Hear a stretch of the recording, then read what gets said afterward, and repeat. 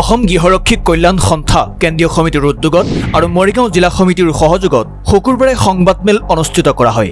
সংবাদমেলত সন্থাই স্পষ্টকৈ ঘোষণা কৰে যে পুৰণি গৃহৰক্ষী জোৱানসকলৰ দীৰ্ঘদিনীয়া সমস্যাসমূহ সমাধান নকৰাকৈ নতুনকৈ ৫,০০০ যুৱক যুৱতীক গৃহৰক্ষী প্ৰশিক্ষণ দিয়াৰ যি সিদ্ধান্ত লৈছে সেয়া শীঘ্ৰে বাতিল কৰিব লাগে।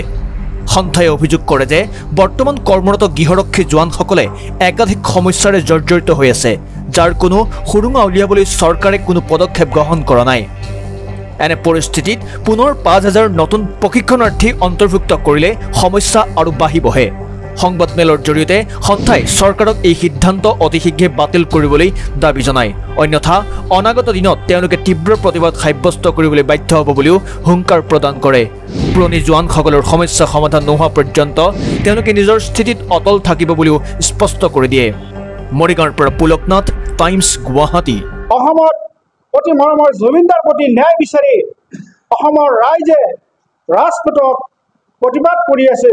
ঠিক তেনেধৰণৰ আজি আমি গৃহৰক্ষী জোৱানসকলৰ নিজৰ প্ৰাপ্য অধিকাৰৰ হকে আমি আজি সংবাদমেলৰ যোগেদি আমাৰ অসমৰ জনপ্ৰিয় মুখ্যমন্ত্ৰী তথা গৃহ আৰু সংবাদ বিভাগৰ মাননীয় মন্ত্ৰী মহোদয়লৈ আজি কৰ জনাই আমি আমাৰ যি আজিৰ সংবাদমেলৰ মূল উদ্দেশ্য আমি জনাব বিচাৰিছোঁ।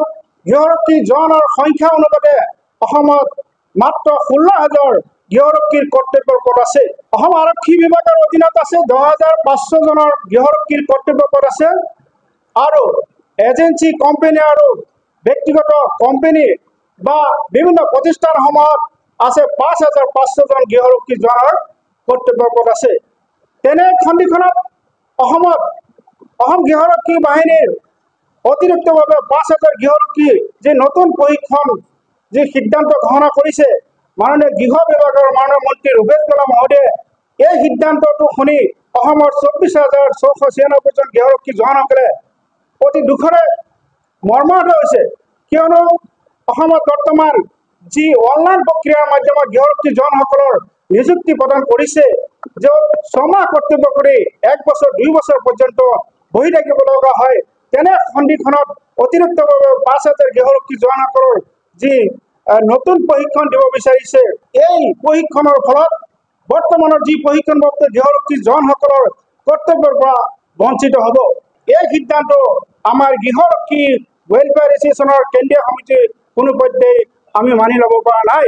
অসমৰ গৃহৰক্ষী জোৱানসকলে ইতিমধ্যে অতি চিন্তাত পৰিছে, কাৰণ কি প্ৰতিটো জিলাতে গৃহৰক্ষী জোৱানৰ সংখ্যা হিচাপে কৰ্তব্যৰ পদ অতি নগণ্য, যাৰ ফলত এজন গৃহৰক্ষী ৬ মাহ কৰ্তব্য কৰি ৬ মাহ ১ বছৰ ২ বছৰ পৰ্যন্ত তেওঁলোকৰ যি অনলাইন প্ৰক্ৰিয়াৰ মাধ্যমত কৰ্তব্য যি নিযুক্তি দিয়া হয়, এই অনলাইন প্ৰক্ৰিয়াটো অতি বিসংগতিপূৰ্ণ হৈছে। যি গৃহৰক্ষী বাহিনীৰ যি প্ৰশিক্ষণ ল'ব বিচাৰিছে, এই প্ৰশিক্ষণৰ ফলত বৰ্তমানৰ প্ৰশিক্ষণপ্ৰাপ্ত গৃহৰক্ষী জোৱানসকলৰ অতিকৈ সমস্যাত পৰিব।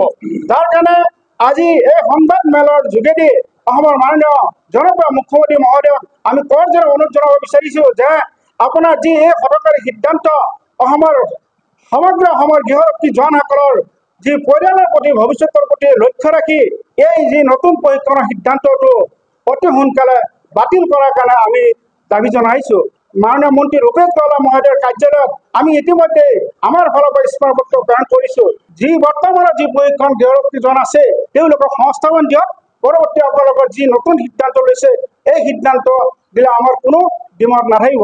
লগতে পৰিয়ালবৰ্গৰ সহায় আমি আলোচনা মৰ্মে আগন্তুক এক বৃহৎ গণতান্ত্ৰিক কাৰ্যসূচী লোৱাৰ কাৰণে আমি সাজু আছোঁ।